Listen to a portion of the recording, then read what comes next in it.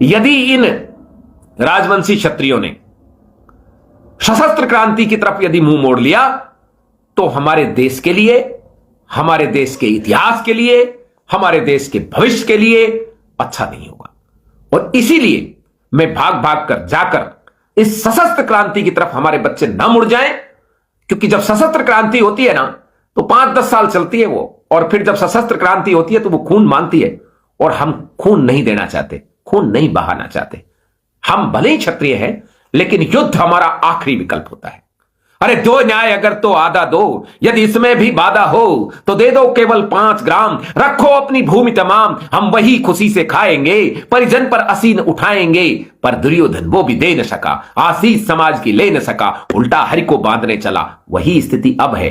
अरे न्याय अगर न्याय के हिसाब से दो तो फिर हमारा जो पूरा राजवंशी क्षत्रिय समुदाय रहता है वो बंगाल सहित बांग्लादेश, आसाम और बिहार सहित कम से कम 16 डिस्ट्रिक्ट में रहता है। लेकिन यदि वो भी नहीं दो तो हमारे जो 14 डिस्ट्रिक्ट हैं उसको आप दे दो, हम वही खुशी से खा लेंगे, कहीं पर भी आपके विरुद्ध नहीं जाएंगे।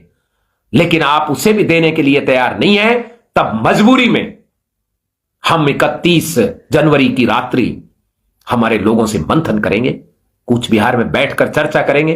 हमारे सारे डेलीगेट्स और जो जिला अध्यक्ष, जो डिस्ट्रिक्ट कोऑर्डिनेटर हैं, जिला सभापति, हमारे जो तहसील सभापति हैं, ब्लॉक सभापति हैं, उनसे चर्चा करेंगे। और यदि उन्होंने कोई कड़ा डिसीजन ले लिया तो पूरा देश का क्षत्रिय उनके साथ खड़ा रहेगा। इसकी मैं आपसे वचन देता हूं। आपको एक रघुकुल रीत सदा चला आई, प्राण जाए पर वचन न जाई। आपको यह वचन देता हूं कि यदि इस बार कोई सार्थक परिणाम इन सरकारों ने नहीं दिया तो पूरा देश का क्षत्रिय सभी जगह अलग राज्य की मांग करेगा और पूरे देश के क्षत्रिय अपना रियासतें वापस मांगेंगे। ये क्या समझ रहे हैं हम कमजोर हो गए हैं?